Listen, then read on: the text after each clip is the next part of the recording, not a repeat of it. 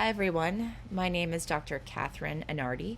I'm an assistant professor in the Civil Construction and Environmental Engineering Department at North Carolina State University, and I'm a coastal engineer and geomorphologist. Today I'm going to be discussing the incidence and impacts of chronic coastal flooding.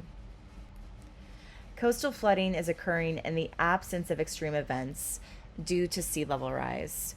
What I'm showing here are photos of these floods across the globe in places like New York, Spain, California, Indonesia, Ireland. Floods are occurring on sunny days, and these floods have gone by a lot of different names: high tide floods, king tide floods, sunny day floods, nuisance floods, recurrent floods, and what we use in my research group as an all-encompassing term, meaning independent of the driver of the flooding or whether or not they are just a nuisance to people, is chronic flooding.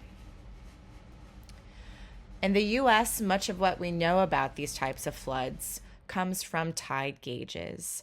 Tide gauges are located over marine water bodies, and they were not designed to measure floods. They were designed to measure tides or total water levels in marine water bodies. But they provide us with long time histories of water levels in these regions. Here I'm showing a schematic where the tide gauge is recording a water level in a marine water body like a bay or a sound that is above a threshold that is derived for that gauge to infer flooding on land. So in this case, water comes up through a stormwater outlet, which was designed decades ago when sea levels were lower, and floods low-lying areas like roadways. In the U.S., tide gauges are sparse. I'm showing the monthly high tide flooding outlook provided by NOAA on the right. And for North Carolina, which is at the top of this plot, you can see that predictions are made at a monthly scale, but also at a seasonal scale, at 4 locations along the North Carolina coast. But the North Carolina coast is long, and there are many areas that are ungauged. These gauges are also located in more urban or developed areas. Importantly, tide gauges were designed to measure the tides and are not meant to be flood sensors. Therefore, they do not capture all sources of flooding. For example, flooding from rainfall. The schematic I'm showing here corresponds to a scenario where the water levels at the tide gauge are below a threshold that is derived for that gauge to infer flooding on land. And this water backs up the stormwater network such that a little bit of rainfall doesn't have to be a big event, compounds with this faulty infrastructure or blocked infrastructure and leads to flooding. Water has nowhere to go. There can also be the case where groundwater can, pushed up by higher sea levels, makes it so that the land is no longer acting like a sponge, and that can lead to flooding on land. So again, tide gauges are not intended to capture all these types of land-based factors. So several years ago, we asked the question, how much is it actually flooding on land? How well are the tide gauges doing at inferring flooding on land? And to get at that, we devised a new sensor where we placed it in stormwater networks to come up with a number of how many days per year it's actually flooding in hotspots in coastal communities across North Carolina. And by directly instrumenting the drain, we were able to capture these more compound events and land-based drivers. So our sensors were not just in the drain, they also incorporated cameras, which turned out to be really useful for understanding the spatial extent of floods and how they impact people. So we've been measuring floods on land where people live in hotspots since 2021 in some locations. All of our data are publicly available. You can download them directly from our website, and they're all in real time. And what we found from these land-based sensors is that it's flooding a lot more than tide gauges suggest. So within this analysis that I'm presenting here, we consider a flood any amount of water on the road. So it could just be ponding on the side of the road. And we consider that because this water is largely salt water, meaning that driving through the puddle would have impacts to your vehicle. So we focused on 3 different communities across North Carolina, and we found that in some locations, like the community on the far right, it's flooding almost a third of the year. And when we compare these numbers from our flood sensors to tide gauges, which I'm showing now on the figure on the left, where our sensor data are in blue. So again, we see about 20, 60, and 120 days of flooding over this year of analysis. When we compare these numbers to proxies of flooding on land from the tide gauges, here I'm showing one from NOAA and one from the National Weather Service, we either dramatically underestimate or overestimate the number of flood days. So we found that tide gauge proxies do not accurately capture flood frequency on land. And this mismatch is not purely a product of bad thresholds. It's because these land-based drivers are important. And also the marine-based drivers like tides or wind setup can vary over short distances and more complex morphologies on these coastlines. So I'd like to focus on today on just one of the communities we work in, Carolina Beach, where it flooded 60 days over our study period. Carolina Beach is a developed barrier island. I'm looking here at either side, where the ocean side is on the left and the sound is on the right. And it's a classic case of a barrier that has not been able to keep pace with sea level rise by the process of overwash. And that's because we don't allow overwash to overtop dunes and elevate the barrier interior. And we have the compounding effect that this barrier system was built on fill and is subsiding. So these couplings, these human-natural couplings in barrier systems are described in 2 papers that we published last year, and I'm not going to talk much about them today or at all, but I encourage you to take a look at them in Earth's Future. So Carolina Beach floods frequently through their stormwater networks, which they're plugged, like I'm showing with the figure on the left. That's a duckbill, and the gentleman that's looking at the outfall, it's actually got a flap on it. So there's an attempt by this community to really block the stormwater network, but it's a marine area, and this is a hard job. So there's still flooding that comes up through the network, and also there's overtopping of low-lying shorelines and the role of groundwater.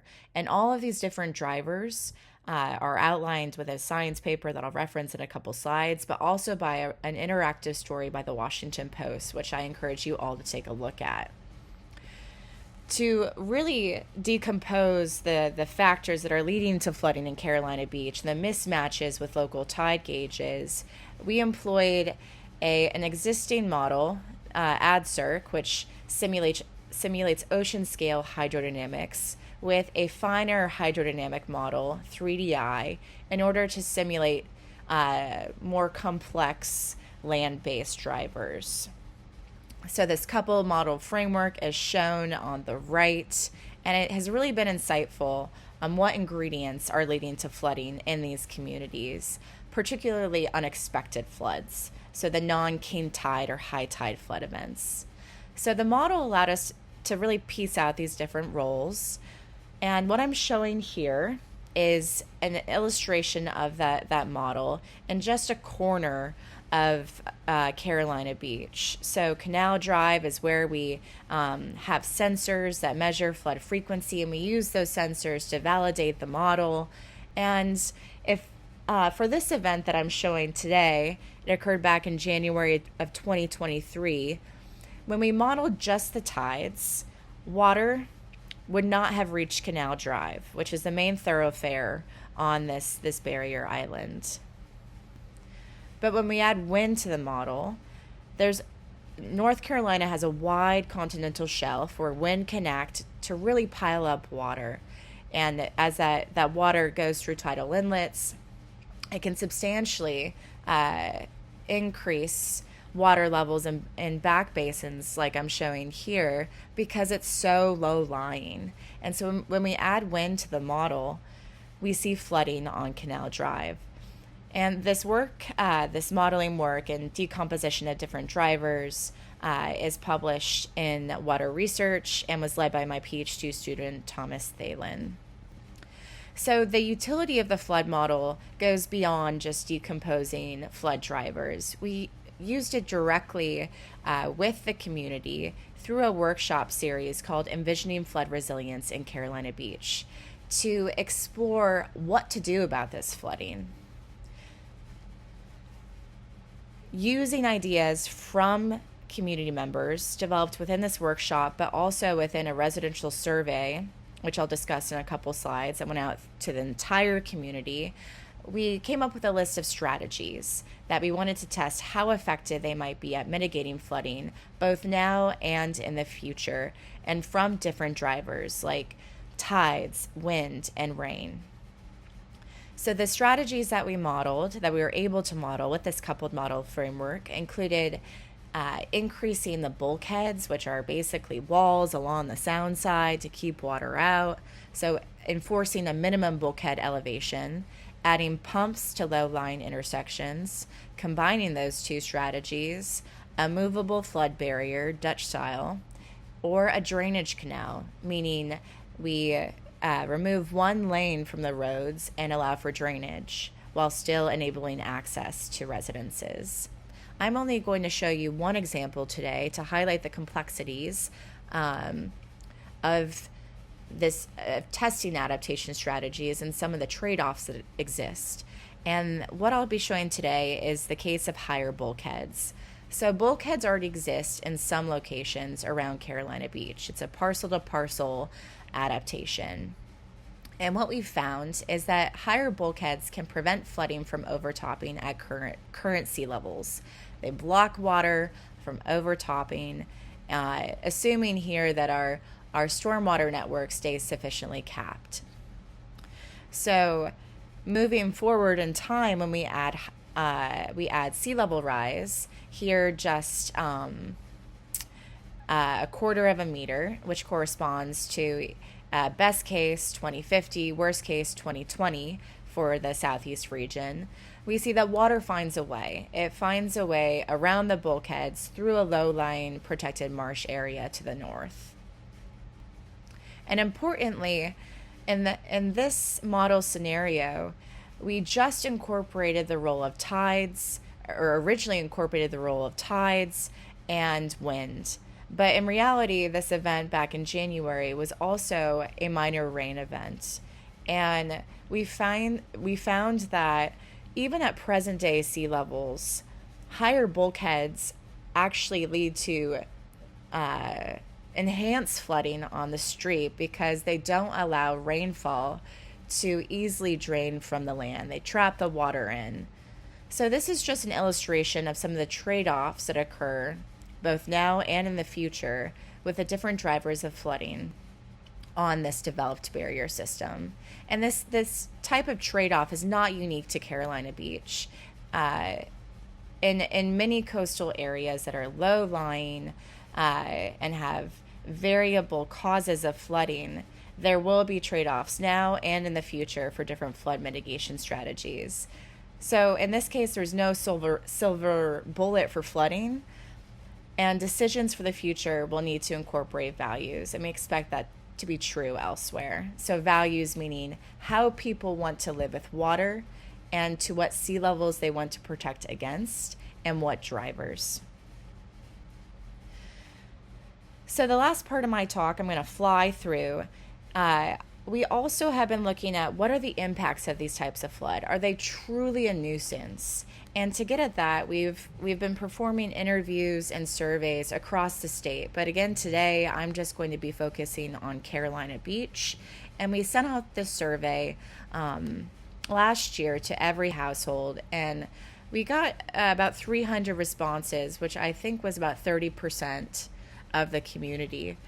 And here I'm displaying the response of one of the questions that we asked, which was about how are people impacted by these types of floods. So the number of responses are on the vertical, and the types of responses are on the horizontal. So the impacts or the disruptions from these floods were wide-ranging. They span from difficulty commuting, complaints from renters, lost rental income, property damage, vehicle damage, all the way to health concerns from water quality. So what are those health concerns? Well, floodwaters make contact with several potential pollutant sources. Here I'm showing an illustration where, again, water is coming up through stormwater networks, but those stormwater networks can also interact with sewage networks. Sewage networks can fail through cracking, through joints, by corrosion, and then the contamination can enter groundwater or can directly enter surface water. It's not just sewage, though. This is an example or an image from Carolina Beach during one of our water quality sampling campaigns, where you can see that trash is overturned, and this trash can mobilize pet feces, as well as other types of industrial pollutants. So while we know the potential for floodwater contamination is there, we have yet to systematically measure, or historically we haven't been able to quantify whether or not there are water quality hazards and if they present a human health concern. So we've been working to try to answer these questions through collecting water quality data during floods across the state and identify the sources of fecal matter in floodwaters. And in particular, we're looking at human and dog feces and measuring the fecal indicator bacteria and enterococci. And what we've found is that roadway floodwaters often have high enterococci concentrations, and this is regardless of flood extent. So the example I'm showing on the left is just a little bit of water overtopping a stormwater catch basin. For small floodwaters like this, and for the ones that we sample, they actually do extend into the road.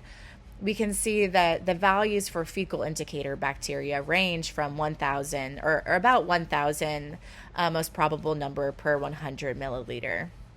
Whereas for bigger floods, they're large, or they have a wider range.